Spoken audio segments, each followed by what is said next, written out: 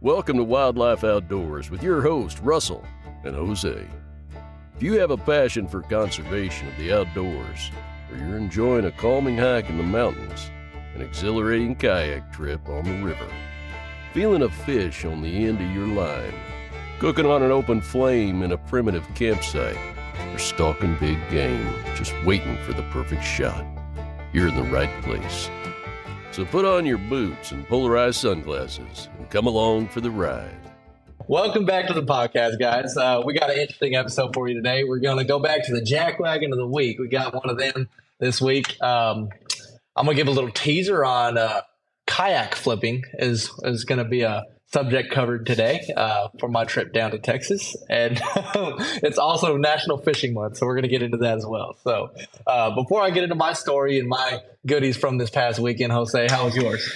Man, my weekend was good. It was pretty chill, pretty uneventful. I was in the field the week prior. This was just like you said, man. It's just been so freaking hot, and I was just so beat and exhausted. I pretty much decided to just kind of chill out for the week, or weekend rather. So I didn't really do a whole lot. But at the same time, I was pretty bummed because we got back from the field late. So I unfortunately couldn't meet up with you and Victor for the weekend, which kind of blows. Since you don't really make it to Texas that often, I haven't hung out with Victor or you. I hung out with you more recently than I hung out with Victor. I probably haven't hung out with Victor since our undergrad days back in Kingsville. At least that I can remember. Damn it. Yeah, man, long time. And with you, it's probably been a year now, maybe. Yep, coming up on a year. So yeah, man. So I was really looking forward to trying to hang out with you guys, but stupid field work kind of made that a little more difficult. But yeah, man. So needless to say, I just took the opportunity to kind of rest, unwind a little bit, and that's about it.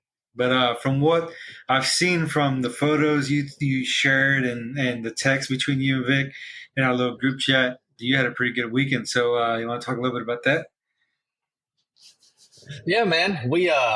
We headed down to Daryl, Texas, just north of Austin, Thursday evening, and hung out with my buddy Daryl. We got in, kind of talked, had a couple beers, reminisced on fishing stories, and just kind of hung out and had fun.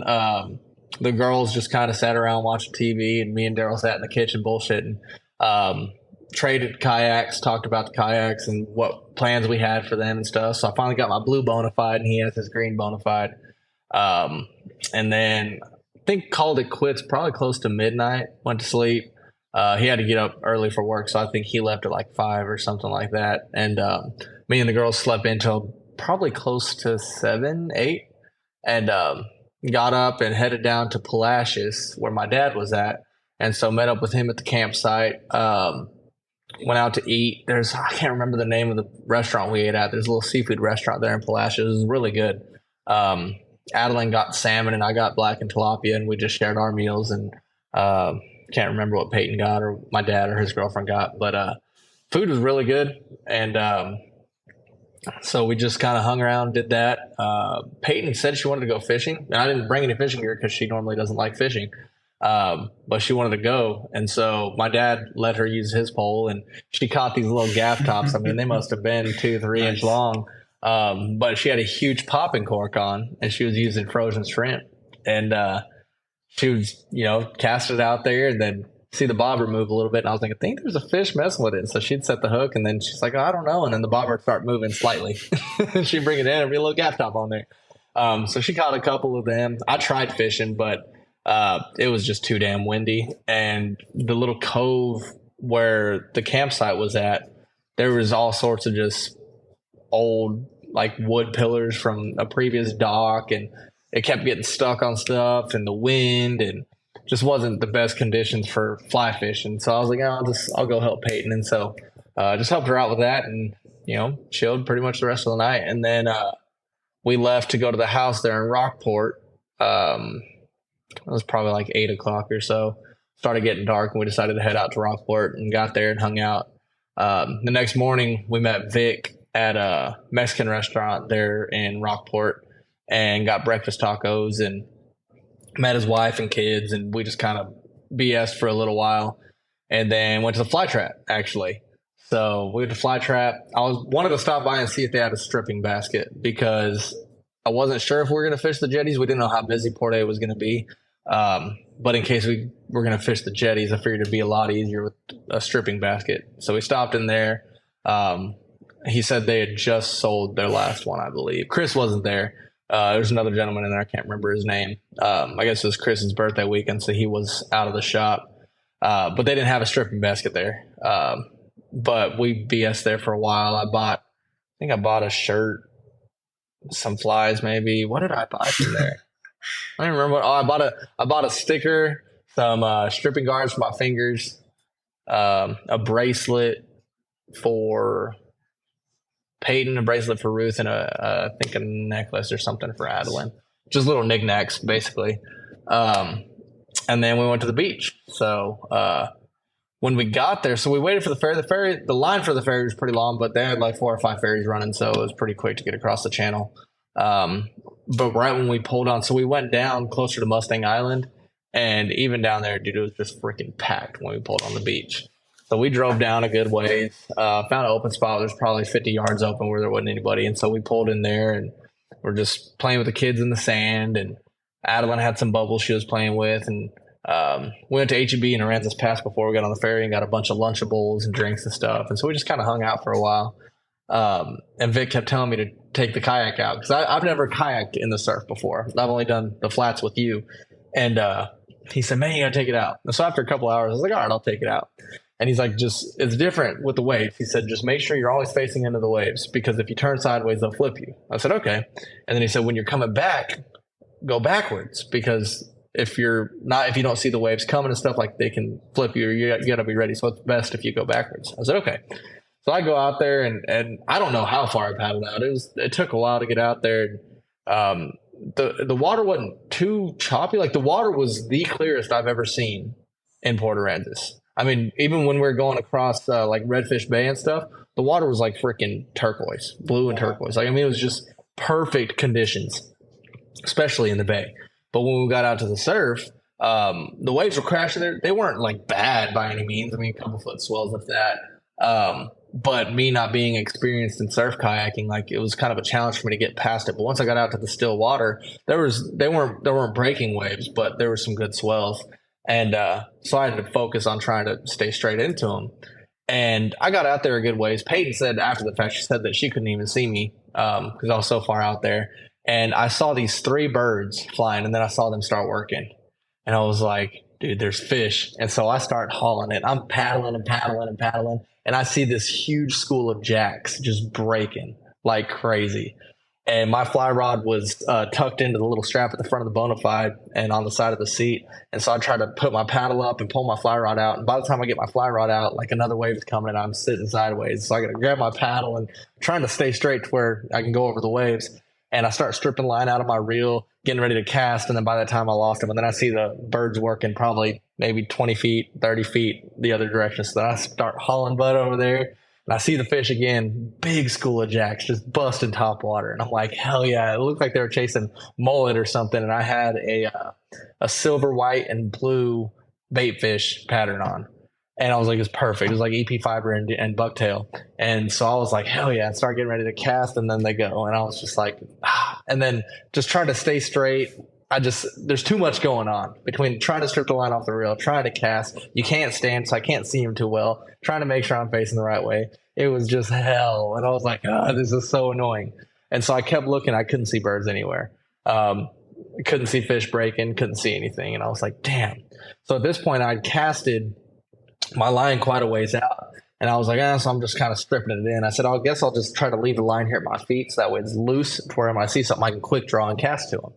And I had my 10-weight Blaine chocolate rod with a new 10-weight full sink that I had on it. And so I was like, that'd be perfect. Like I could freaking cast that with 1 or 2 false cast and shoot 100 foot out. Because that stuff, oh my God, that rod cast that line so good. I tested it in the wind. It was like 20 mile per hour winds, and I was casting 50 feet into the wind. It cut straight through the wind. So I was like excited for that out on the surf. And but I couldn't see any more fish. And so I was like, okay, so I'm stripping it in. Well, then I feel something. And I'm like, am I hung up on something? Like, so it was like stopped. And so I was like, well, I'm trying to set the hook. So I set the hook, strip set, and it didn't move. And I was like, okay, well, then I felt a little bit of movement. I was like, well, my kayak's probably moving. I'm probably hung up on the bottom. And I start stripping, and then it shoots sideways. I was like, oh shit, there's a fish on there.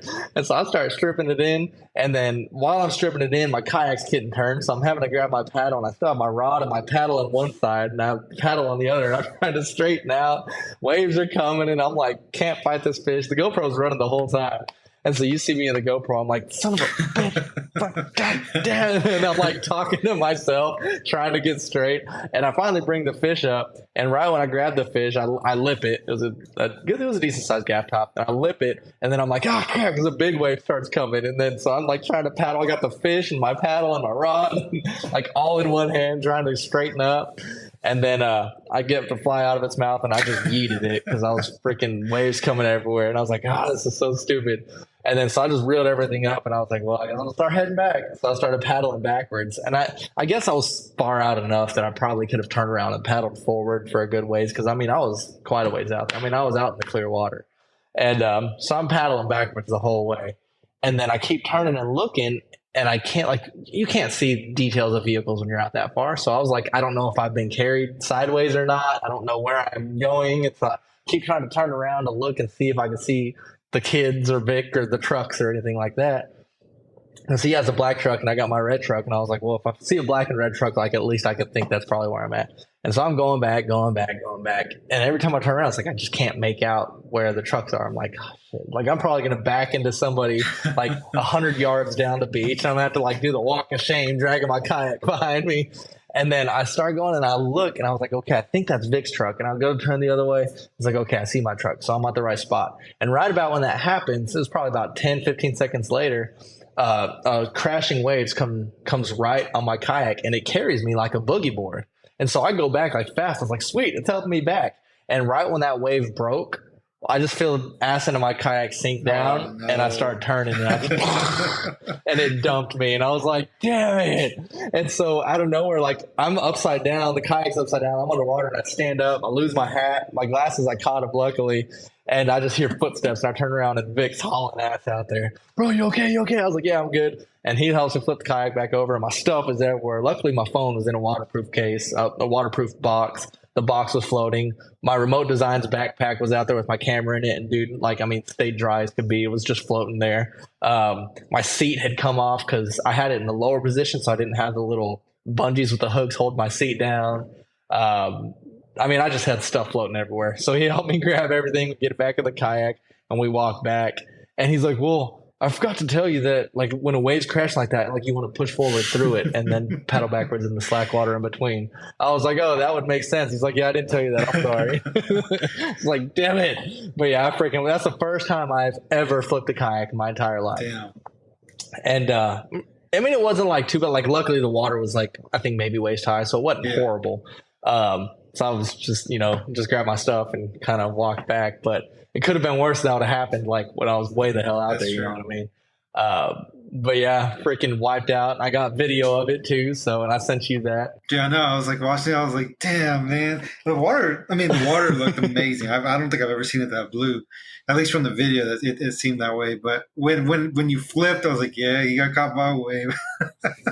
Yeah. So now I know push through it. But it got me thinking, like, because I see a lot of coastal fishermen with pedal drives and stuff like that. Or they'll have like, a small trolling motor or something. And I was like, wow, it's like, that would be freaking awesome. Because I've always contemplated putting a Bixby on my kayak. Because the Bonafides are set up almost perfectly to put some type of motor on the back.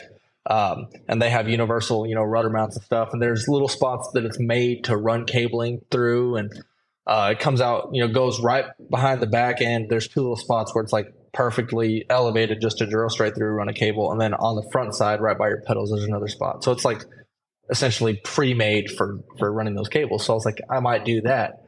Didn't realize motors. So I wanted to get a Torpedo, and freaking expensive, dude. Like, Bixby's are like $1,000, like $1,500. Like, okay, I get it. It's a little jet motor. But I was like, well, Torpedo is like more of like an outboard, like trolling motor style. It's like, it might be cheaper. Dude, it's like twice as much. It's like $3,000 for a Torpedo setup. Damn. And I was like, what? I mean, I guess it's a great product. I haven't tried it out. I know that some of them, like you can go like 7 miles per hour with them, which would be freaking awesome. But I was like, I just can't bring myself to spend that much. You know, it's a lot of money. But the idea of it's freaking amazing. If you could just use your feet to keep yourself straight and keep your arms free, you don't have to deal with the paddle, and then you can just fish. Like, dude, someday I'm gonna have my kayak set up to where I could do that. It's not like I go to the coast very often, so it's not worth it right now. But someday I'm gonna be able to do that, and I'm gonna go get those freaking jacks that I missed because they were massive and they were breaking top water. It would have been freaking perfect. Been so much fun. So, but yeah, dude, the water was so freaking clear. Like, I believe I sent you a picture where I took it with my GoPro. It was just a still from the video. And I'd gone over a wave and gone back down, and the water kind of came over where the camera was right at the front of the kayak, and the water had come over. And dude, like the water was just so freaking clear. And so I put a little bit of slow motion on it just so I could see the water coming over. And then when I saw it, I was like, dude, that's a freaking awesome picture. So I literally just screenshotted it from the video, watching it on my Quick app from GoPro. And then I cropped out because it still had the black on the side and stuff because it was like just the video screen. And so I cropped it in and I imported it to Lightroom and did some edits on it, raised the blues and kind of cooled it down a little bit. But dude, the water was freaking clear. Like the picture I think came out pretty cool, but it was just like really freaking clear. I've never seen the water at the Texas coast that clear. It was nuts. That's badass, dude. So I wish I could have joined you and Vic, dude. It sounded like a fun trip. I would have loved to have been able to hang out with you guys and do some fishing, but next time, I suppose. Next time we got to, man. I mean, it was a really good time. I caught that one gaff top. Vic didn't catch anything. I did get to try my first Waterloo rod, bro. They're awesome, right? Yeah, I was using his daughter's rod, right?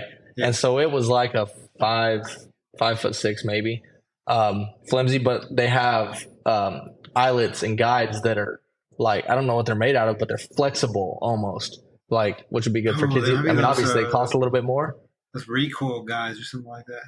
Yeah, something like that. But dude, and so of course him working there, he has custom rods for his kids, and so it was his daughter's rod that he was using, and he had a big popping cork on there, I think it was shrimp or something, or some fish bites maybe. And he's like, dude, toss this out. And so like, it's a smaller rod and it was kind of flimsy, and so I just kind of tossed. He's like, no, dude, like send it. And I was like, all right. So I freaking sent it, and dude, it went.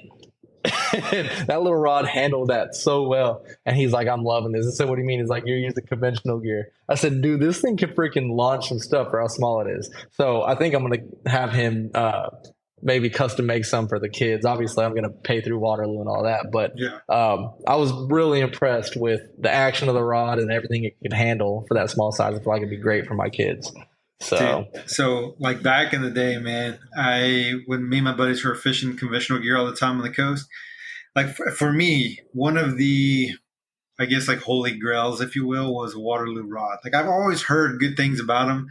And the thing was, growing up, we always bought like inexpensive stuff, just for budget reasons and stuff like that. And so that's just what I was used to. And when I saw the prices of those rods, I was like, there's no way a rod is worth that much money, right? It just didn't make sense to me. And then I think one of the first like nicer rods I bought was a Falcon Coastal, and it was a great rod. Like it's still to this day one of my favorite conventional rods. And it was $100, right? At least back then it was. I don't know what they run now. And I loved it, man. I loved it a lot. And but I was like, Jesus, dude, like. It was just way lighter. Like the action was just like more crisp, if that makes sense. It was more sensitive. It was just a funner experience all around. And I was like, dude, if this rod is this good, I can only imagine what like a Salinity or something like that would be like. And then finally I had saved up enough money and I bought a Waterloo Salinity. It was like a 7-foot medium action or something like that. I can't quite remember. And dude, that thing, I had a loose reel on there, bait casting reel. I can't remember what it was.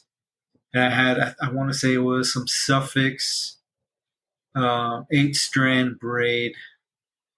I can't remember, Super 8 or something like that. I can't remember what they call it. No, it was a 24-strand. I don't remember, but it was a Suffix brand of braid. And dude, between the rod, the reel, that line, it could send a topwater lure. I mean, just freaking launch it, bro. It was insane. I could cover so much water with that combo, working that top water, and then when I used plastics, I had a different rod that I like for plastics, and that other rod is probably my all time favorite rod, at least for conventional gear that I've used. They don't make them anymore, and the only reason why I bought it, like I had seen it in store before, but it was really expensive. The only reason why I bought that rod, it was a Red Tail Republic, I think it was. I think they were no longer selling or producing the rods. I think they said they were moving from like um, what's it called? I think they're switching over to just like doing it by custom orders or something like that. At least it was back then. And so I went to this hunting and fishing expo, and they had them there. They had them like on closeout, like 50% off or something like that. So I was able to get a really, really good deal on that rod. It was like a 6'6" medium light. That was my favorite soft plastic rod. That thing was sick. And I don't have it anymore. I kind of wish I did, but I sold it a while back. But that's my favorite, like all time rod. But that Waterloo Salinity is right there behind it. Super light, really sensitive, can just send a friggin' top water lure. It was sick, bro. And I also love like, being able to support a Texas based company. I try to do that when I can. And they know how to build a stick, dude. They're so badass. I've never had a chance to mess around with their higher end stuff. I know they get pretty pricey, or they can, but even like they're like more, I guess in relative to the other stuff, I guess it would be more of their like entry level stuff. Like I've been really, really, really impressed. I was extremely impressed with just that children's rod. I mean, it was nice. I mean, I still prefer fly fishing, but it was nice. For sure. So if I were to get some for my kids, I'd probably use them a little bit myself, to be honest. Out there brim fishing with the kiddos, and throw something out, and I'd probably be casting it for Adeline anyway, so I'll get my little fix there. Dude, I'm not gonna lie, man. If I was catching fish, not to say that you couldn't do it on the fly, but for me personally, just because I'm not that great of a saltwater angler, I think, and don't get to go down to the coast as often as I'd like. If I were to go to the coast for the purpose of like trying to bring fish home to eat, I would probably go with conventional gear, just because, one, I think that's what I have more confidence in, since I've fished on the coast, for many more years using that type of stuff that I had on the fly. And also right. I feel like I can just like cover more water than I can with the fly rod, because with the fly rod you kind of have to like pick and choose. Not to say that it's not the same with conventional gear, because it kind of is if you're side casting, but at least for me, like I feel like I can just cover more water, like bombing top waters, kind of nitpicking, or like because of the faster gear ratios, the reels, like I can just burn some baits, or just kind of like flip and pitch soft plastics, burn them back to the kayak, and then cast back again. I think it's just more efficient in that respect.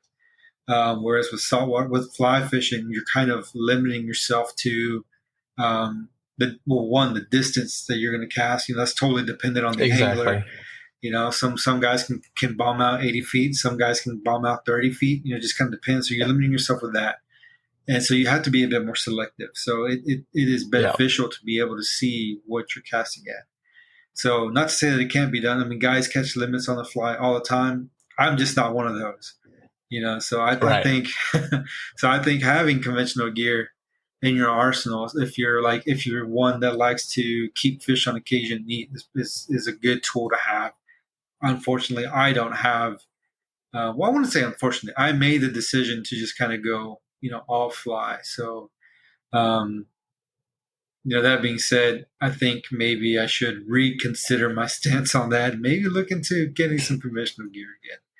We'll see. Right. See, I still have all my conventional gear. It's just packed away in the closet. But I had a pen set up that was so nice. Yeah, and I broke it a couple weeks ago. It's in the closet of my patio. I haven't touched it in years, so I guess I can't be so heartbroken about it. But when I was pulling fishing gear out for whenever Ruth's cousins were there and I was going to take them fishing, everything that was in my garage, my house, is piled into a patio closet of an apartment. And so I have stuff, piled up everywhere. And I keep my kayak seats in there and my toolboxes and all sorts of stuff, my Christmas stuff. Like, it's all piled in there. And I was trying to pull a rod out, and a box had fallen and just snapped at the second eye, my Penn surf rod. And so it's like, oh crap. Yeah. So but I still do have my conventional gear. I haven't used it in so long. But yeah, I think I might pick some up for the kids, and I can get my little fix cashing out for Adeline, but I still do prefer the fly. And dude, if I could have freaking got a good cast off with those jacks, like, I could almost guarantee that I would have at least hooked into one. And I've never caught a jack before, and I just feel like that would have been amazing on the kayak, on the fly. Like, it would have been so good. That would have been sick.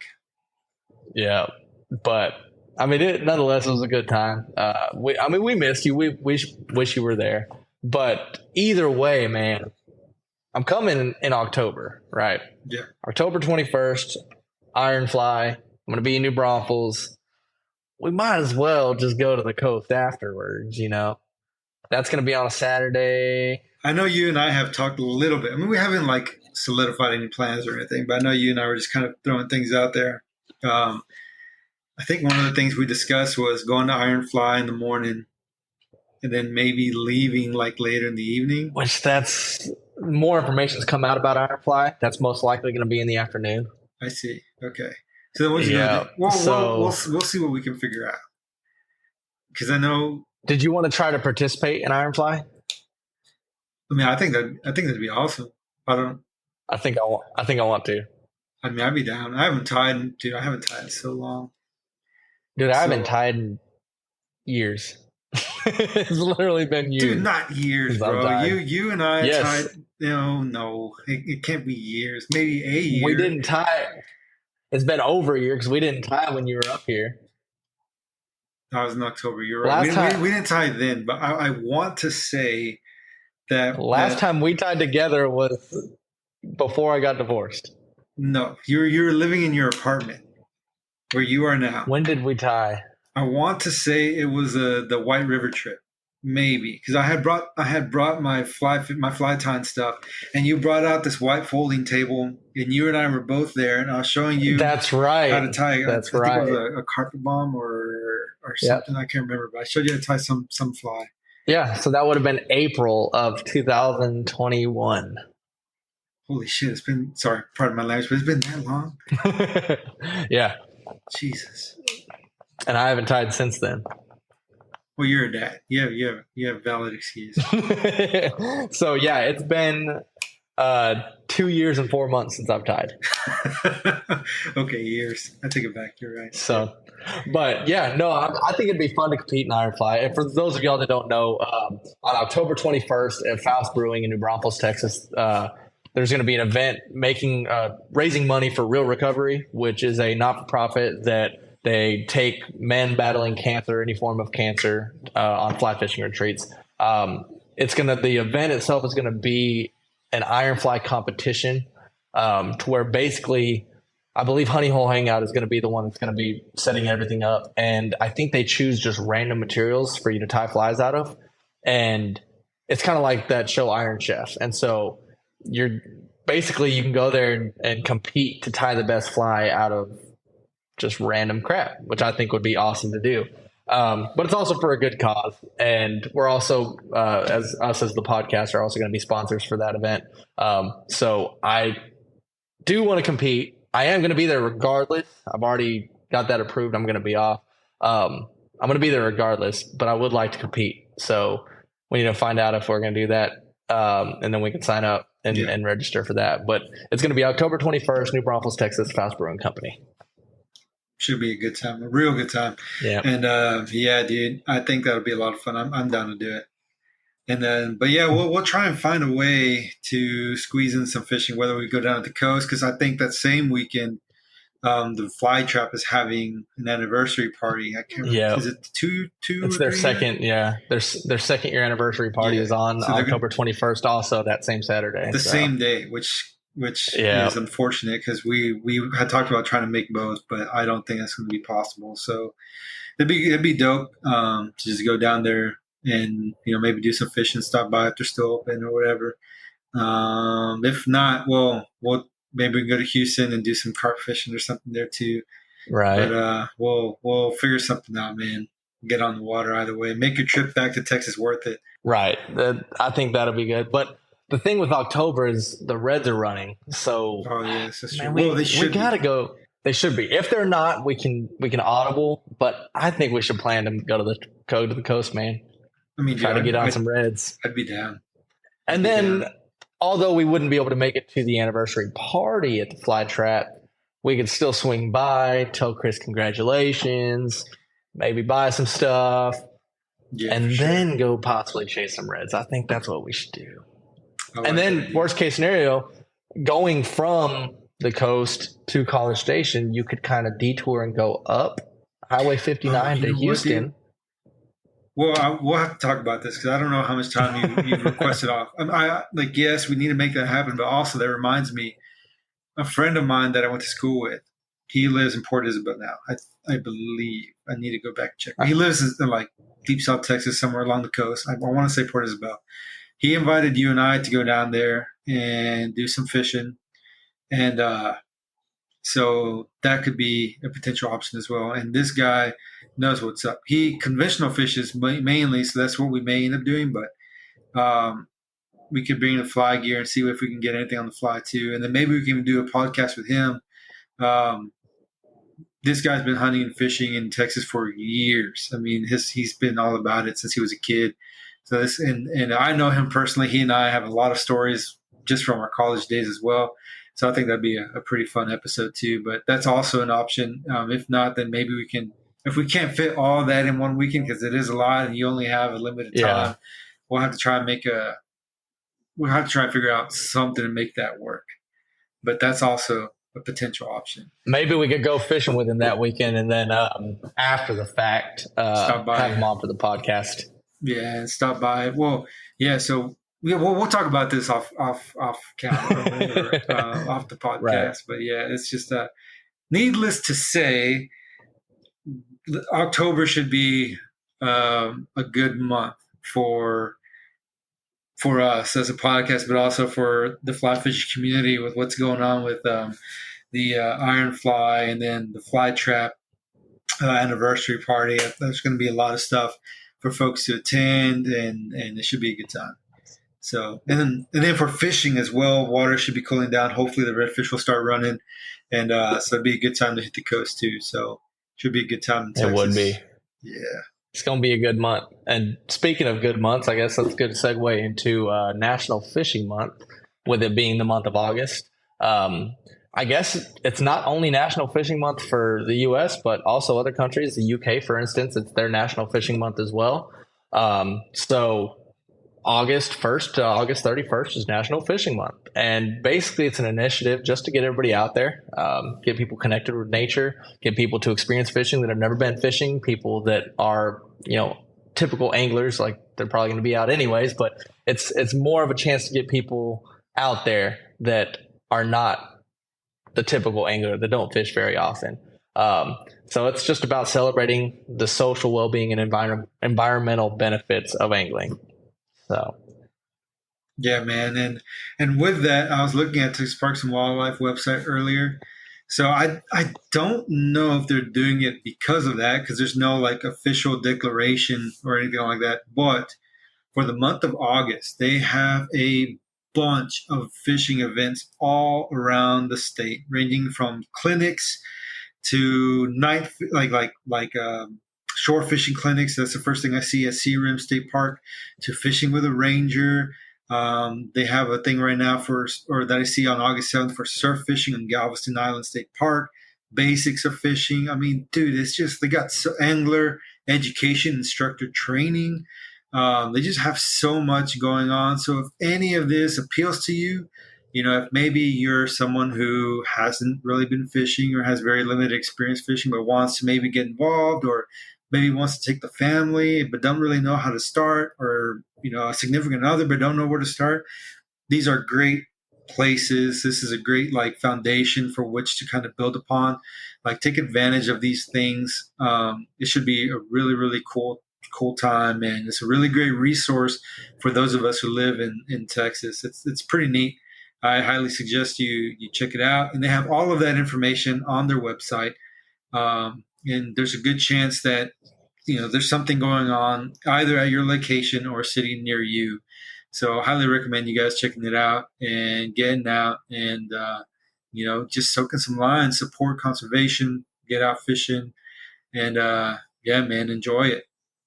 I'm gonna try. Exactly. I haven't done as much fishing here recently as I would like to have, so I'm definitely gonna try and get out more this month. Well, maybe not. I don't know. It's hot as balls here in Texas, so I'm gonna try and get out when I can. So we'll see. Yeah, that's one thing is, so I did go fishing at the coast twice. I want to try to get out a lot more, but on top of that, so the 30-hour fishing challenge for Stop Soldier Suicide started yesterday. So I have my fundraiser up. If anybody cares to donate or goes and wants to share the post, that would be greatly appreciated. But it's one of those things to where now I feel like I'm obligated, like I have to get out and go fishing because I signed up for this challenge, right? I mean, you can't accept a challenge and then not put the effort. So true. I do need to get out and do some fishing. I got 30 hours in the month of August that I got to do. So I got to figure it out. I mean, I don't have with me being a dad and having my kids and also being on the road, like I'm in Mississippi right now for work, I don't have the opportunity to go an hour a day, which would have been amazing just to knock it out that way. But I got to get on it on the weekends because I mean, I got 30 hours I got to make up and it's already August 2nd. And I haven't even had a minute on the water. So I got to get out and do that. But that's also for a good cause. It's a fundraiser for just getting the word out there for Stop Soldier Suicide, which we talked to in a previous podcast with Vic. So yeah, go check that out. Look up Stop Soldier Suicide on Facebook, Instagram, anything like that. You can get more information from the challenge. I have it posted on my personal Facebook as well as the Wildlife Outdoors Facebook. It's been posted on stories and I believe on the Instagram as well. So y'all go check it out and share some posts. That would be amazing. If you can't donate, that's perfectly fine. Just help us get the word out there. But I need to get out there and do some fishing, man, because I can't fall behind. I mean, 30 hours for a month, I think that's pretty reasonable. I think you could do that for sure. Oh, for sure. I think I can. If I can get out there a couple days, hell, if I'm out there 8 hours on the weekend, do that 3 times, that's 24. And then I just got to make up 6 somewhere. So I'll make it work somehow. I'll get the time out there. I wish I could have counted this past weekend for it because that would have been some hours on it. I know. But a lot of that also, not only with it being for a good cause, it's you're also participating in National Fishing Month. So, and National Fishing Month helps a lot because there's a lot of people that don't go fishing, and it's not like the free fishing day in June, I think it was. So you will actually need a license. So, I mean, of course, it like state parks and stuff like that, which I know in Texas, I don't know about anywhere else that you don't need a fishing license if you're on state park property. But if you're not on state park property or you're on any other local body of water, you do need to get a fishing license. So keep that in mind. Just do your research, make sure that you need one where you're going to be going. But that all goes into conservation. Yes, exactly. And speaking of licenses, in addition to abiding by the rules and regulations set forth by your natural resource agency, it's also good to have because, at least in the case of this poor fella, if you happen to catch a state record fish or a water body record or whatever, it likely won't count. And that kind of goes into our Jackwagon of the Week segment. So for this one, it actually happened years ago, back in 2012. But nonetheless, I'm sure this poor guy I can't have too much sympathy, but this fella probably still kind of feeling it to this day. So, Russell, I don't have the specifics of the details. Would you care to kind of talk about this a little bit? Yeah. So, ironically enough, this happened in Arkansas, where I'm not currently at. I'm in Mississippi, but where I currently live in Arkansas, on February 28, 2012, a gentleman by the name of Paul Crowder of Forest City, Arkansas, caught a massive 16-pound, 5-ounce largemouth bass.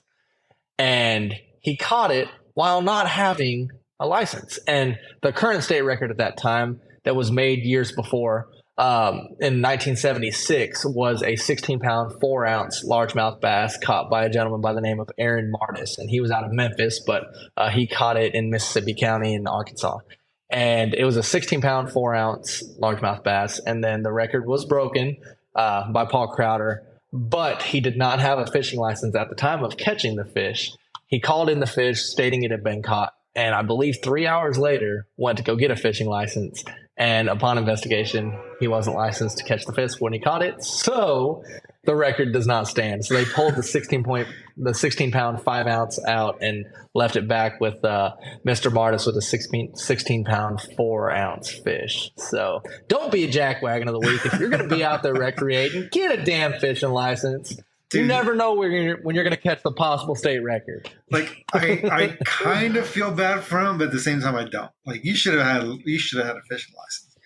But exactly, dude. It's kind of funny because I literally found that video this morning. I sent it to you, and and I was like, dude, how crazy is it? I mean, it's a good reminder that if you're going to be doing this, I mean, whether you're chasing records or not, if you're going to be recreating, make sure you have the appropriate licenses and things like that you need, permits, whatever.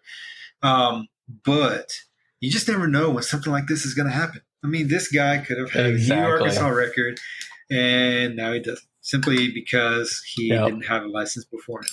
How freaking wild is that? And the other thing is, if you're fishing in Texas, so on the Texas coast, they have this thing called the CCA Star Tournament, pretty much. And there's different brackets. There's like different prizes for these different brackets, whatever. But one of the biggest things is if you catch a tagged redfish, you win a truck and boat and trailer combo or something like that. And let me pull up the specifics real quick while I'm at the computer because I don't want to lie. So it's a Texas Star Tournament, right? And the prize, let me go over the prizes. So Texas 4 dealers. So red tagged redfish division.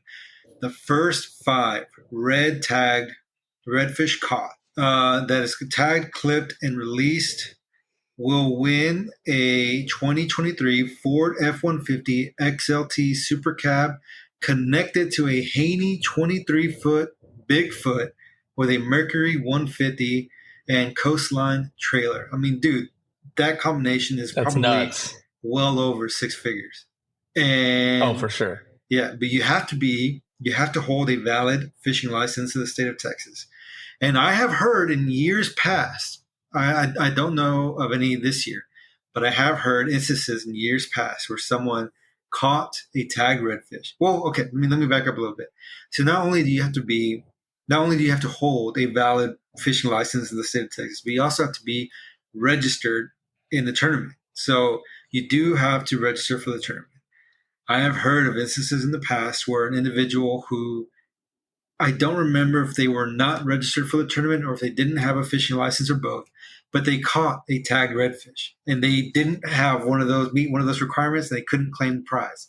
It's like, bro, they were that sitting sucks. on that does suck. And they tried to go and like register or buy their license or whatever after the fact. But I've heard that, I don't know how true this is, but I heard that they do like lie detector testing and stuff. And I don't think that's so far-fetched because prizes of this caliber, like you got to be pretty thorough. And they felt exactly. that, and so they couldn't claim it, whatever. So if you're going to be participating, especially here in the state of Texas, make sure that you're licensed. And if you want to participate in the Star Texas tournament, make sure that you're registered and all that good stuff. And all this money goes towards conservation and good causes. But you just never know. You just never know what you're going to stumble upon or hook into. It just wouldn't hurt if money allows, but because everyone's financial situation is different. But yeah, if money allows, like, dude, you just never know. Like how I know for me, because I have never, I'm going to be honest, I've never registered for the CCA Star Tournament. But if I hook a redfish that's tagged, oh my God, dude, I'll be so pissed. So pissed. And it's kind of both ends of the spectrum on that, because in that instance, you could win a truck, trailer, boat if you're licensed and registered, or you can get caught by a game warden, and the game warden can confiscate anything that has been used to aid you in poaching. Yep. So, for Take a instance, if you drove your truck to the beach to launch a boat to catch a fish that you're not licensed to catch, legally they can confiscate those. So you could either win a truck, boat, and trailer, or you can lose a truck, boat, and trailer for not being licensed. So it kind of goes both ways. So you might as well just be licensed. I mean, I understand licenses can be expensive. So obviously don't, take food out of your family's mouth to get a license, but just try to do the responsible thing. And that money goes back into the conservation. So, for instance, this is a state record bass.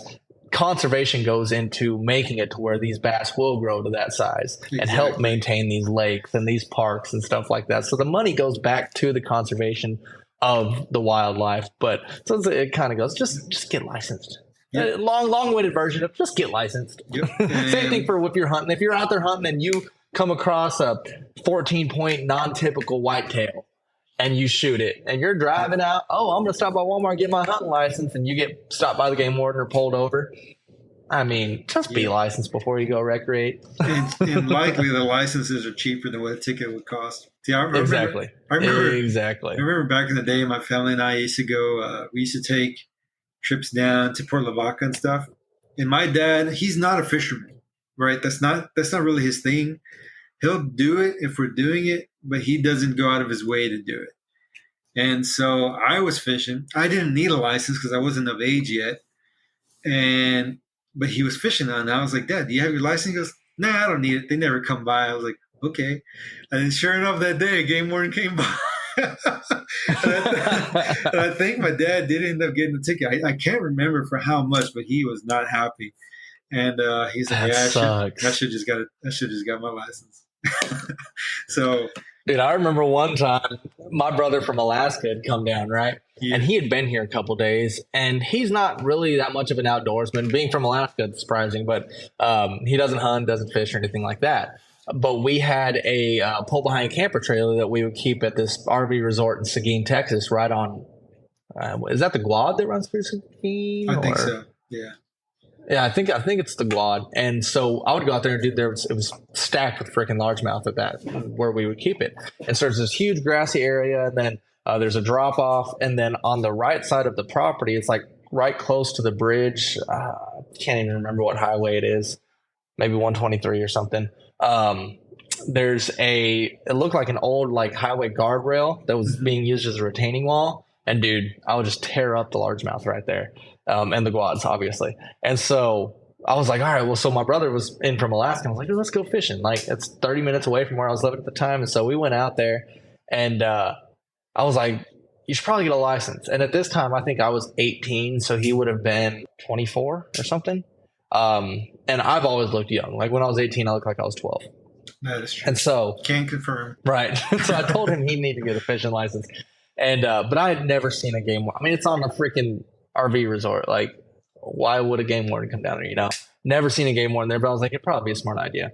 And so he's like, no, we're literally just fishing right here. Like, I don't plan on fishing the rest of the time that I'm here. I said, okay, whatever. I mean, your decision. So we're there casting, and this guy comes walking out, doesn't, not in uniform or anything like that. He's just wearing boots, jeans, and tucked in like pearl snap and a cowboy hat. Hey, y'all catching anything? No, sir, not yet. We just got here, a couple casts in. All righty, well, you think I can see y'all's fishing licenses? And I'm like, you gotta be kidding me. And so I showed him mine. And keep in mind, my older brother is 6 years older than me. And he asked him for his. I said, oh, no, he's under it. He's 16. He just turned 16. So does he need one? He's like, well, he needs one at 16. I was like, oh, he literally just turned 16. I was like, I'll take him to go get it. I'm sorry. And he said, all right. He said, well, y'all have fun, and make sure you go get that fish license. Turned around and walked away. And we were so surprised that it worked because he's 6 years older than I am. But yeah, luckily he didn't get ticketed for that. But yep, almost got caught. Bro, I remember, fuck it, whatever. Sorry, pardon my language. Back in the day when I was in Kingsville, I have always had my fishing license. I don't think I've ever fished without it. Actually, I remember when I became the age to where it was necessary, I was actually pretty excited to go out and buy my license because, like, I felt, I don't know, man, it was like a point of pride with me for some reason. But I've always had my fishing licenses. That, not to say that I've fished with people who had their license. I'm sure that there are people who didn't. Case in point, right? back in the day, I knew this guy. I can't even remember his name now. I can see his face. I know what he looks like, but I cannot for the life of me remember his name. I was actually thinking about this the other day. So we were fishing down at this pier in Baffin Bay.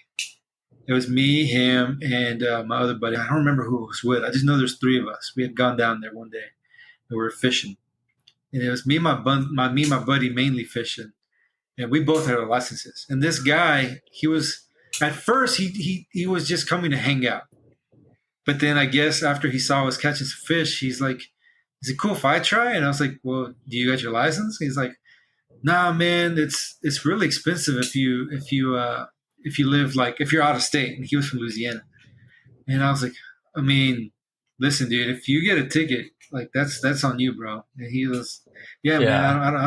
yeah, I don't care. I don't see a game warden around." And he kind of looked around. I was like, "All right, whatever, bro." And because we always have like extra rods and stuff with us, and so he started fishing, whatever. And so it got late. We are leaving the pier, and we're walking to our truck. And as we get closer down the pier, we see a game warden truck. And we're like, "Oh shit!" And sure enough, we're walking to the truck that we came in, and this game warden approaches us. And he goes, "Hey, can I see your boys' license?" I was like, "Yes, sir." And I pull out mine. I give him my ID, all that stuff. My buddy pulls out his ID, and the other guy from Louisiana, he's like, "I wasn't fishing, officer. I don't got one." And he's like, "Well," because I'm pretty sure at one point tonight I seen that rod in your hand. And he's like, but that guy was pretty adamant. He goes, "No, no, sir, I didn't have that. I wasn't fishing." And the game warden, he was an older gentleman, and he was. I guess he can tell that we're just kind of young and dumb and probably in college, whatever, just being stupid. He goes, "Well, son, maybe I didn't. Maybe my eyes aren't as good as they used to be. Maybe I didn't see that rod in your hand." He goes, "But next time you come out here, I suggest you have a fishing license." And he's like, "Yes, sir. I promise I'll have one."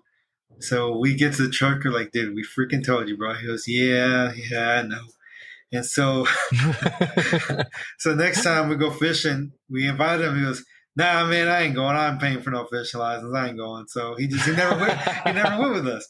But that guy got so lucky, man, so lucky. And yeah, man. I mean, there are some game wardens out there who maybe on occasion will show a little remorse, and actually, man, to be quite honest, I think honesty goes a long way, because I've interacted with a few game wardens over the years, and like out in the field, whatever, I'm hunting, fishing, whatever, and they all tell me the same thing. They're like, "Dude, like, as long as you're honest with us, maybe you don't have a license, whatever. But it's just the honesty. It's the principle. As long as you're honest with us, even if you don't have one, maybe we'll give you a warning. It's just we hate it when people lie to us, and I can kind of." Exactly. And I can kind of attest to that. Like, I've seen it. Like, I like they can kind of smell bullshit, and Yeah.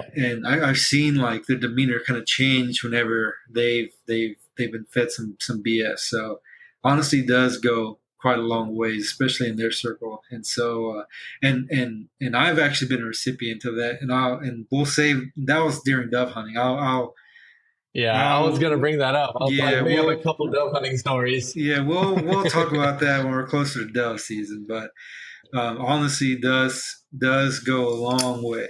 And so all this to say, and like just to kind of reiterate, because we've been saying it, if you're going to recreate, just make sure you have your licenses, you have your permits, and also do not trust a stranger. This goes into the story that I'm going to tell when come dove season, that I've received some grace from, but never trust a stranger when it comes to game and fish laws. Always abide by the law. Read your book. There's a freaking app. Well, a lot of natural resource agencies have apps, so there's really no excuse to be up to snuff on rules and regulations and whatnot. So never trust a stranger. But yeah, man. So, and if you live in Texas, like Russell said, I don't know how it is for other like state parks around the country, but at least in Texas, to my current knowledge, I don't know if it's changed since, but to my current understanding, you don't need a license to fish in state parks. So if you want to go out if you want to try fishing or take the family fishing or take your significant other fishing, whatever, but they don't want to pay for a license, or you don't have enough money for to cover everybody who needs licenses, or whatever the case may be, it's a really good resource. State parks are a really good resource to utilize in that regard. So definitely check into that as well. Yeah. So just make sure you're licensed. You never know when you're going to get a state record or a world record for that matter. I mean, I'm sure that there's a possibility that could happen too. So just make sure you're licensed, and I mean, it's all for a good cause. So. Dude, the records thing is so interesting, man, because there's like world records, and you have state records, and you have like water body records, and you have like line class records, and then you have like your like method records, or whatever they're called, like fly fishing versus conventional records. Like, dude, there's so many freaking records, man. I don't even bother keeping up with it. Maybe one day I'll get into it a little bit more, but it's just kind of overwhelming, to be honest. Like, I just want to go and fish, dude. So I don't it's pretty It's crazy how specific it gets too, because wasn't there a girl that caught state record bass recently? And it was a line class record or something like that. Yeah, line class record, and it was supposed to be a 10-pound, but when she actually sent in the sample of the line that she was using, it tested at a 12-pound or something. Something like that. I can't remember the specifics. Dude, it's crazy how specific it gets. Speaking of records, so let me ask you this: when you think of record size largemouth bass and where they can be caught, what comes to mind? So I would think typically a larger lake, but okay, let me like geographically, like actual location. Oh, like what part of the country? Country, world, state, whatever. Like when you think of big bass, if someone were to go and catch like big bass, where do you think they would come from? Florida or Texas. Okay, now what about on a global scale? I don't know anything about foreign, but maybe like I think somewhere probably warmer. I don't know. Do they have bass in Australia or? So I only bring this up because I just heard about this, I think actually last night. And so whenever I think of big bass, I think at least in the U.S., I think about Florida, think about Texas and California. And I think the world record might actually be from Georgia. Current world record. I see. Japan has monstrous bass. Really? Yes. I think there's a dude who caught so I'm gonna have to double check. You can fact check me, whoever's listening, if you'd like, because I'm probably gonna get this wrong, get the specifics mixed up. But if I'm not mistaken, I think the current standing world record is or was caught by a gentleman way back in the day, like in the 30s or 40s, I can't remember, in Georgia. It's like a 22-pound largemouth, and I forget how many ounces it is. It's a monster. In California, I want to say, there's a famous bass called Dottie. A dude caught this fish, Dottie, and it would have been a record. But I think they ended up releasing it because Game and Fish couldn't get out there fast enough to verify its weight. So they, instead of like keeping it and potentially killing it, they decided to let it go or something like that. Years later, like 2 years after the fact or something like that, or the next year, they caught that same fish again, but this time it was snagged. So they couldn't, it wouldn't qualify for the world record. 2 years after that, the fish died. So Dottie, who was a known world record sized bass, died, right? That sucks. This dude in Tokyo, Japan, or I don't remember if it was Tokyo, but this dude in Japan caught a bass that would have broken the current world record. However, there's a rule or something like that, that for the world record to be broken, it has to be broken by at least 2 ounces. The fish that he caught broke the record only by an ounce, so would not have counted. Well, so 1932 was the 22-pound 4-ounce caught out of South Georgia, and in 2009, 22-pound 5-ounce caught in Japan. Yeah. So if that fish would have been 2 ounces heavier, so it would have been like 22 pounds, 6 ounces, I guess. If it would have been just an ounce heavier, it would have counted for the world record. Now, what I learned last night, I had never heard of in my life. Apparently, I think it's Cuba. Apparently, Cuba has some really big largemouth bass. There have been stories of locals like catching 22 plus pound sized bass or 20 plus pound sized bass. People catching double digit bass pretty regularly. Freaking nuts.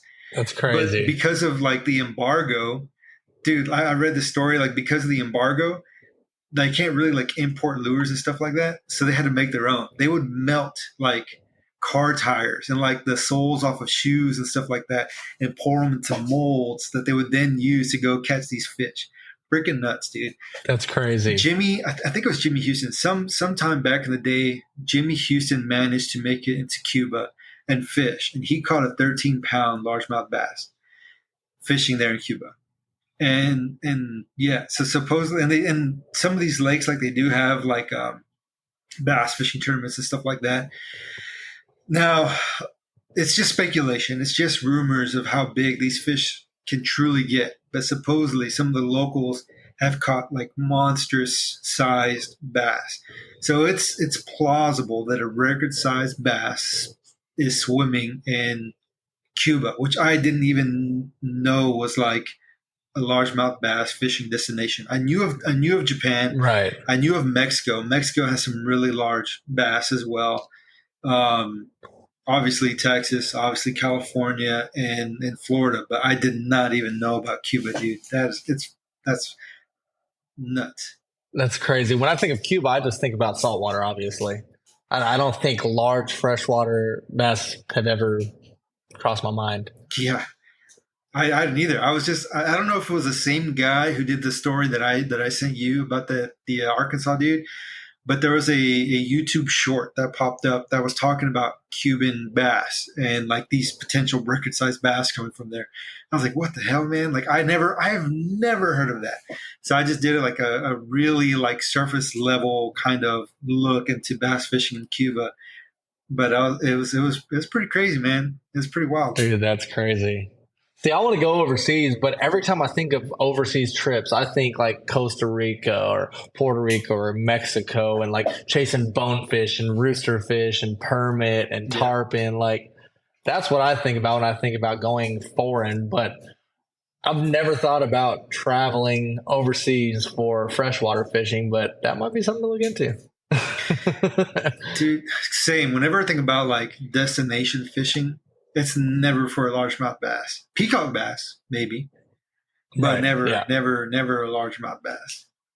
That being said, if someone were like, "Hey, man, I'm gonna go to Mexico or I'm gonna go to Japan and fish for bass. You want to go?" It's like, dude, I'm gonna go if I can, you know. But if it was of my own choosing, like if I'm gonna plan out a trip and all that stuff, largemouth, to be quite frank, aren't pretty high on that list. Right, because we can catch them here. They may not be as big, may not be as good a quality, but Even there's here, a bunch of other fish that you cannot catch here. exactly. But even here, I mean, like there's some lakes, Lake Austin, for example. It's I don't even know 20, 30 minutes from where I grew up. Double-digit bass are caught there. I think the current water body record is like 13 or 14 pounds, maybe even bigger. I'm not sure, but it's a good sized fish. But yeah, dude, like if I were to go somewhere, I likely wouldn't be going out of my way to chase bass on a destination fishing trip. Yep, same. What was that one series? God, I don't remember how long ago it was, where they would go bassing all over the world. Oh yeah, Geobass. Yeah, and they catch all different kinds of bass. Dude, that was a really cool series, and they briefly had a TV show too. It's been a while. I cannot remember. I can't remember exactly like who sponsored it or what the details were. I just remember Geobass being in the title. But yeah, they were trying to go all over the world to try and catch as many bass species. Or I don't think many of them were actually bass. I think they were like cichlids. But anything that had the word bass in the name, they were going to try and go catch. Yeah. And the one that like. Well, one of the coolest videos I personally think that they did was one going into Papua New Guinea, going after the black bass, whatever. Dude, they were going with like 12 weights, 14 weights, and these things were still whooping them. And that's crazy. It was friggin' nuts, man. Like I was looking at the gear, like they were saying that the gear they took were gear that they normally fish for like shark and tuna with. They're going after bass in Papua New Guinea. Freaking crazy.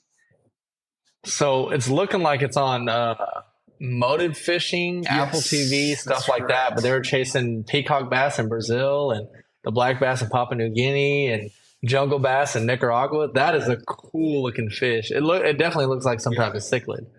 But dude, that's freaking awesome. Dude, we should do something like that.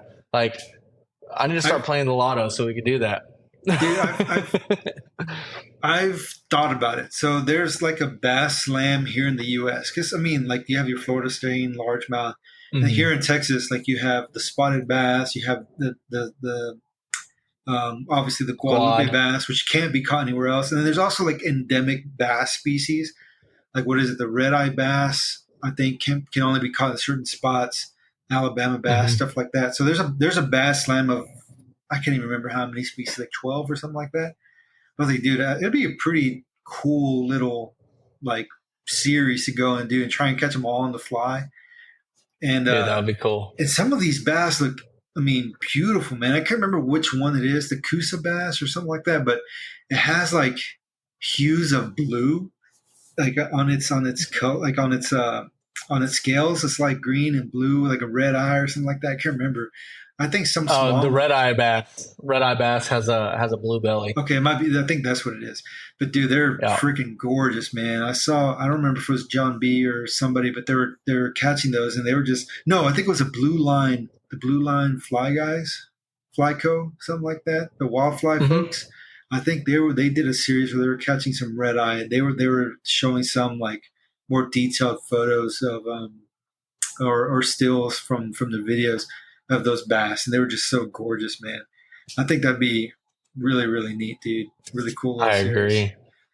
I don't think I've ever caught a red eye. I've caught smallmouth with red eyes, but I don't think I've actually caught a red eye bass. I know for sure I've never have. That'd be a fun one.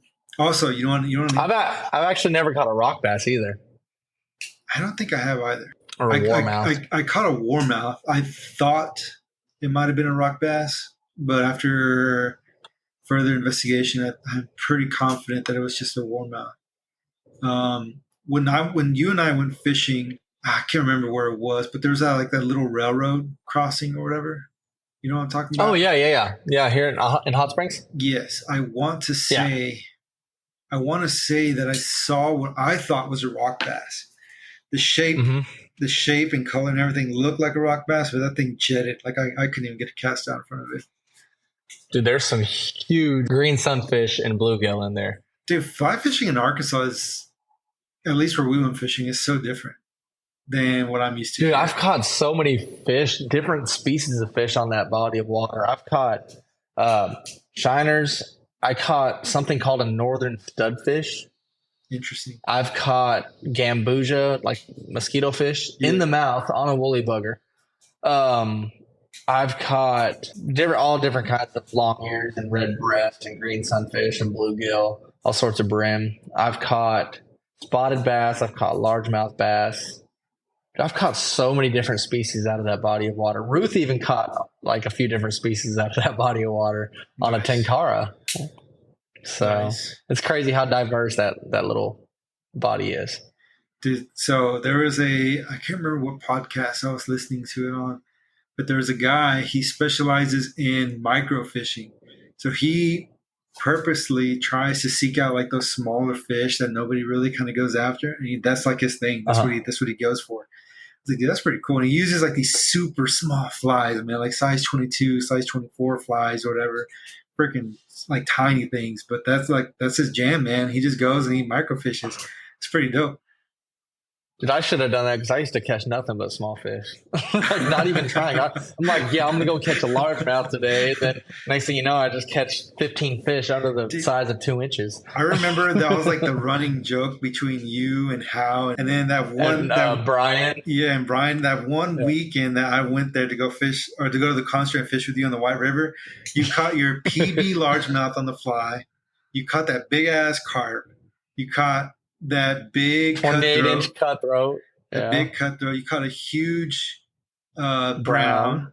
Like all in the same weekend. Like you just blew them all out. I remember how it was like, dude, what the hell, man?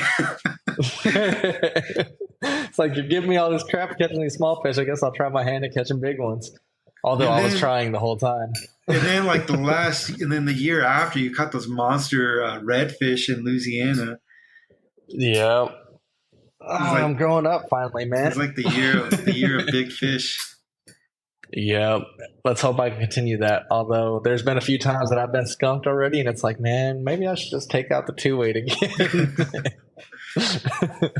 Dude, I'm not gonna lie though. Good. One of my favorite things to do. I predominantly fish with my 3 and 4 weights. Like those are my favorite. Right now, I think my favorite rod.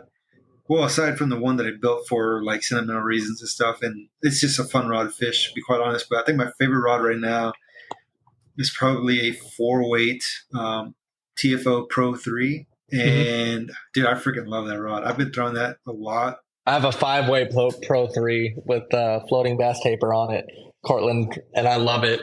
So when we went to the Buffalo, you let me cast that rod. I was really impressed how well that rod could cast. And so I knew this. That's why I wanted a Pro 3. But I currently, so the first fly rod that I ever like saved up for and spent, at least to me, what is a decent amount of money, was a 3-weight TFO Finesse. And I still have it. I love that rod. But that rod to me is very sentimental. It's that rod, if I'm being quite honest, is probably my favorite just because it was the rod that like I wanted to spend the most money on. Well, at least at that point. But that really kind of solidified my love for fly fishing. And it's kind of beat up and they don't make it anymore. And so I was like, I think I'm just going to retire this and really only bring it out like a few times a year for special things, So I wanted to get a rod to replace it. And it's a softer rod. To me, that rod's more of like a fiberglass rod, like how soft it is. So I wanted something that could punch through the wind a little bit better, that has a little bit more backbone, that can throw a little bit bigger fly, but that's still like soft enough to make smaller fish fun. And so I can't remember, I think it's like an 8-foot or 8'6" TFO Pro 3.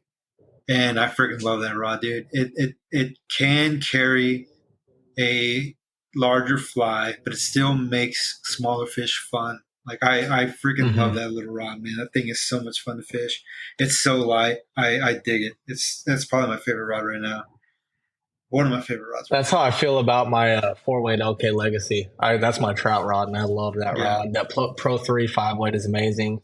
I have an Axiom 2X 6-weight that I have intermediate on. I love that rod. The Blaine Chocolate 10-weight. I haven't got any striper yet. That's what I bought it for, is chasing striper and reds. I love it. I got it right when it came out just because I liked it. I was like, I want that rod. After seeing everything, I was like, it's sick. And then the Mangrove Coast came out at the same time.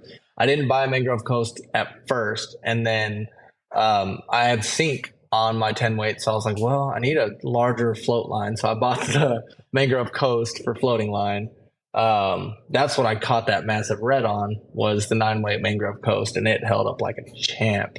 And then I still have that 2-weight glass that you gave me years ago. I actually just bought a new line for it. I don't think I have any 3-weights, but I got the 2, the 4, 5. I have an 8-weight NXT combo, a 9-weight Mangrove Coast, 10-weight BC Big Fly, 6. So I don't think I have a 7. I don't have a 7, and I don't have a 3. But I think I have pretty much everything covered. Yeah. So let me see. Dude, I've gone through so many rods over the years. But currently in my arsenal, starting from the smallest, I think I have that 3-weight TFO Finesse. Then I have that 4-weight Pro 3. I do not have a 5-weight at the moment. I have a TFO LK Legacy 6-weight with the fighting butt. That's one of my favorites. I love that rod. But it's just, I had bought that rod for throwing like streamers and things in the hill country, and for like bass and stuff like that, and for throwing streamers for trout whenever we like get to go on and do stuff like that. But and also as a carp stick, but it's just a little too stiff for what I would like in a carp rod. So I knew that for me, I wanted a glass 6 weight for carp.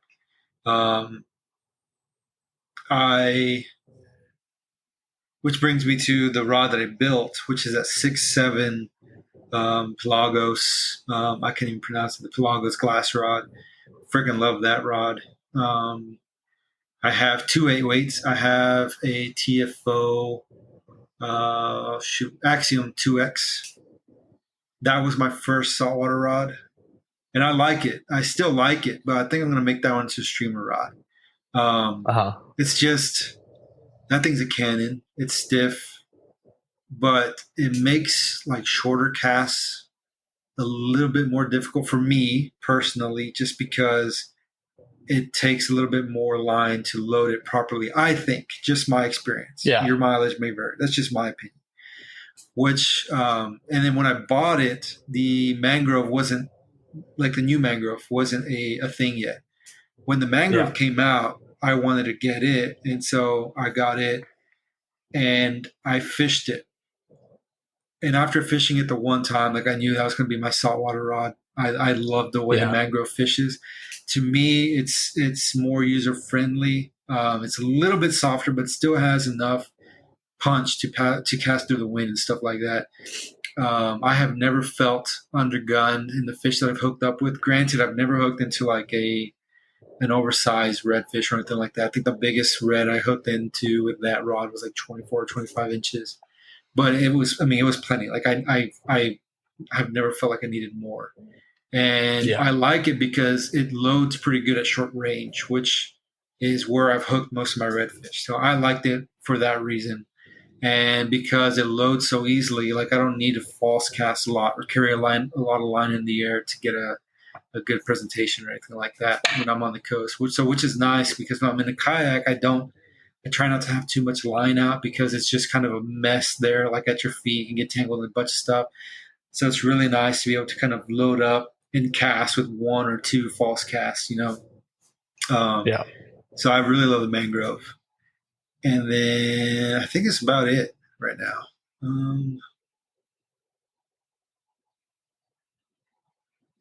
I think that's about it. I think I'm due for a larger weight fiberglass rod, and I think I might want to copy you on that one. I think I might I want to build a rod, and I think if I do, it's probably going to be a glass rod, and it'll probably be a higher weight, because don't get me wrong, I love that 2-weight glass. It's amazing for creek fishing and catching brim, but I want something that's a little bit more delicate on the heavier side, though. Yeah. And so I've casted and fished several different fiberglass rods over the years from different manufacturers, and they are all not the same. Like it's like the Reddington Butter Stick to me was really slow. I loved it, but it was really slow, and depending on your casting stroke, may or may not match well to you. If you have like a hard time slowing down, or if you like throwing, streamers, like heavier things, a 4-weight. And granted, it was a 4-weight that I threw. It's just, and casting on windier days was really tough. So you have to be a bit more selective on the days that you could fish with it. That's one thing I didn't like about it. But I loved the action. I loved how smooth it casted. There's a lot of things I really enjoyed about that rod. But ultimately, for what I like to do and the fishing I like to do, it just wasn't like a good match. So I ended up getting rid of it. I have owned and fished 2 different moonlit rods, and I'm going to be quite honest. Like, I think moonlit makes a good rod. It's nothing against them. Just for me, I was not a fan of those rods in particular. So I ended up getting rid of those. I have casted an Echo Badass Glass my buddy and roommate has. It's a 6-weight also. I love the way that rod feels, man. It's like, it's not too slow, but it's not too fast. It has good feel. I really like the way that rod casts and feels. And ironically enough, when it comes to the Pelagos, I've never had the chance to cast a Pelagos. I just really liked the way that blank looked. And I liked that. I mean, from the description, I think the guy said that it started off as or back in, like, I guess the previous design was built for carp, but they fish it for bonefish and stuff. So I was like, well, I want a carp stick. I think that's what I'm going to go with. And I have and then I have a buddy. I think he either owns or has fished a Pelagos rod, and he really liked it. And so, I mean, I just decided to roll some dice on it and just go with it. And I'm so glad that I did. I really, really dig the feel of the Pelagos blank. If you're gonna buy a blank, I think the blank, at least when I bought it, I think the blank by itself was like $80, which I think is perfectly reasonable for a good quality fiberglass blank. And so that's the other reason why I went with it. It was pretty reasonably priced compared to some of the other blanks out there. So I went with that, and I'm glad I did. So I think if that's what you're looking for, I think you'd be hard pressed to beat that kind of blank for your first. I might have to do that for sure. That's one thing that I've been contemplating. I don't really have the space, but I think I just want to do it anyways. I mean, that was my situation. I got roommates. There's a dog. I don't have the space, but I've been wanting to build a rod for so long, and I'm only getting older, and I don't foresee the space situation changing as long as I'm in grad school. So I just decided to say screw it and go for it. And you do have to kind of think about things a little bit more in terms of like space and all that stuff. But I think the end result is well worth it, man. I think it's like once you like tying a fly and catching a fish on the fly that you tied is one thing, but building a rod and then catching a fish on a rod you built is like a whole nother thing. And it's just a different component to the experience. I think you would enjoy it, Russell. I think you should go for it if you're so inclined. I think you should go for it. Yeah, I think I'm going to. I've actually got online and looked at a few blanks, and I think I'm going to do it. I just need to do it. It's one of those things where I procrastinate a lot. I mean, hell, we've been saying for how long we're going to do a podcast, and we barely started doing it. So, hey, but the thing is, I think I just need to do it. We did, and so I just need to do the same thing with the rod. So, but you can also do it in steps. Yeah, exactly. And that's probably what I'd end up having to do anyways. But I mean, that's not such a bad thing. I mean, baby steps, right? Progress. Yeah. I mean, like I try to rush it simply because I was trying to operate within a time frame. I mean, if you're not trying to do that, then I mean, you can realistically just take your time and do it. Like work on it here, working up there, just whenever you have time. Like for me personally, the hardest thing was wrapping the guides. That was the most time consuming, making sure the wraps weren't like tight but not too tight, making sure that they looked good, whatever, that they were evenly spaced and all that stuff. And I still it wasn't until after I applied the epoxy that I noticed some imperfections, but I don't really care, man. Like I'm not selling these things. I'm just building them for fun. Well, I say building them. I've only built the one, but yeah, man, it's a fun process, dude. I think you should go for it. I think I will, but hopefully soon. For sure. But I guess all that being said, we're coming up on a minute 25. Sorry, an hour 25 now. Yes, sir. Be a good time to wrap things up. Is there anything else that we need to touch on? Not that I can think of. Just for a recap, I mean, make sure you know what you're doing before you go kayaking on the coast. Don't flip a kayak. Make sure you're licensed before you recreate, and get out there and go fishing in the month of August. So, and then don't forget, October 21st, Ironfly, Faust Brewing Company, New Braunfels, Texas. 2-year anniversary party, the Fly Trap, Rockport, Texas. Yep. Big month for October. That it is. All right. I guess that about covers it. Thank you guys for tuning in with us, and hopefully you guys had a good time. Feel free to reach out to us on social media, ask any questions, just drop us some comments, whatever, things we're doing good, things we can improve upon, whatever it is, we'd love to hear it. So just thank you all. Yep. And yeah, man, get out, go fish, have some fun. Share your experiences. Tag us in your adventures. We'd love to see them. That too. All right, y'all. All right, catch y'all next time. This has been Wildlife Outdoors. Thanks for listening. Follow us on Facebook at Wildlife Outdoors and on Instagram at wild.life.outdoors. Let's go live life on the wild side.